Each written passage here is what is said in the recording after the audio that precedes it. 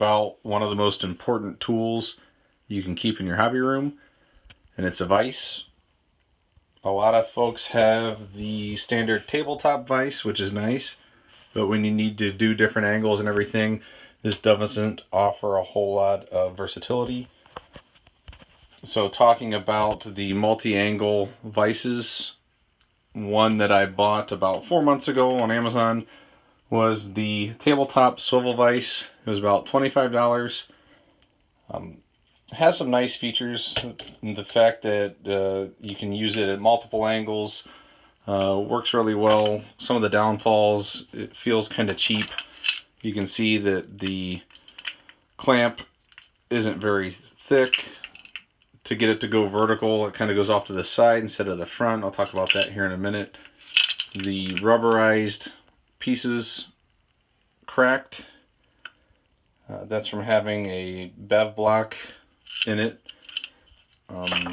So while I was on vacation last week, I found this Stanley Maxsteel Multiangle vise at a store called Workshop Tools.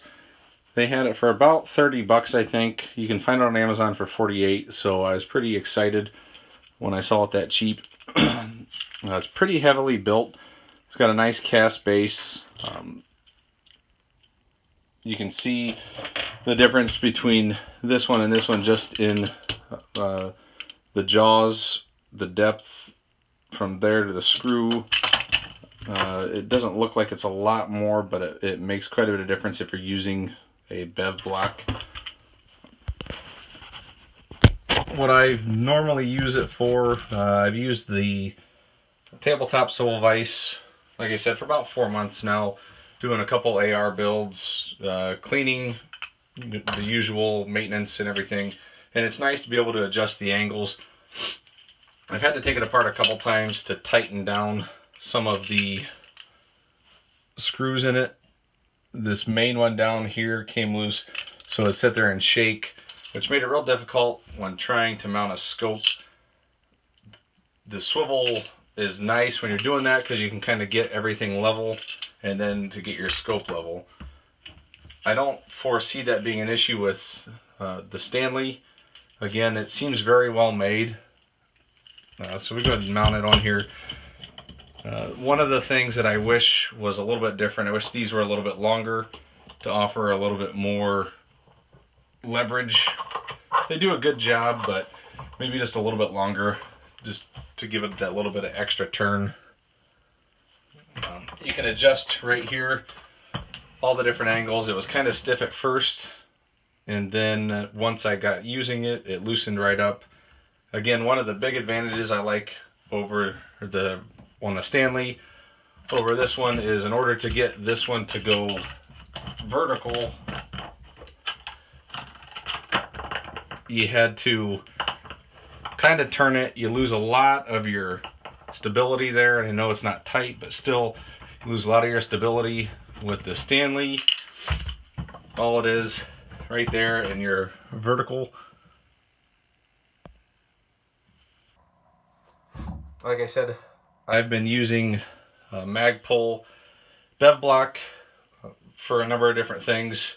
What makes this nice is, again, this throat here is deep enough that when you seat this in there, you can get a good bite on the actual flat walls instead of having to clamp it all the way down to here, which I think is what was tearing up the jaws of that. So we get it nice and tight, and again, you can tighten this down as tight or as loose as you want it, and it works great for lowers to be able to adjust. I know putting in different triggers, the angles are funny sometimes, so it's nice to be able to adjust it to where you want it, lock it in place, do your work, and be done with it. The same thing goes if you're working with any uppers. The jaw on here is plenty enough to get a nice grip on the bottom of that block. tighten that down.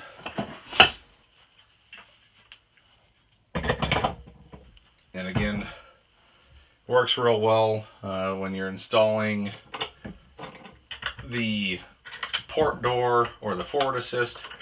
I know that it's nice to be able to put it at different angles for that. And again, this has plenty enough holding power that you're not going to run into issues with it coming loose while you are working on again, you know, if you want to use it to help install the forward assist or the port door or whatever, works really nice. One of the things I like about it also, again, is the gripping power of it. Because that throat's deep enough that we can put the bev block all the way down in there, and you can see it. We can tighten that down. It has enough force there to hold that, and then we can tighten this down and then put the full weight of a rifle on it without it moving or anything. And you can see that, you know, it's nice and solid. The wiggle we see there is the actual movement on the bev block, not the vise itself. So it makes it nice and solid foundation for any type of work that you need done. And again, it's solid enough that you can put it vertical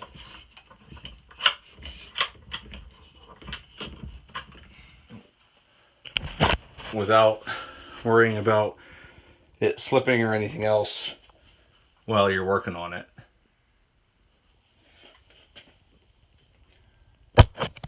You know, I feel like I got a good deal on it for 30 bucks. Generally it's 48, but it's a real quality piece. You can get a lot of torque on just about any angle. I'm real happy with it. Would I buy it again for $48? Yeah, I would. I think it's well worth the investment, for as much as anybody with a hobby room is going to use it for cleaning or any builds. It's definitely worth it.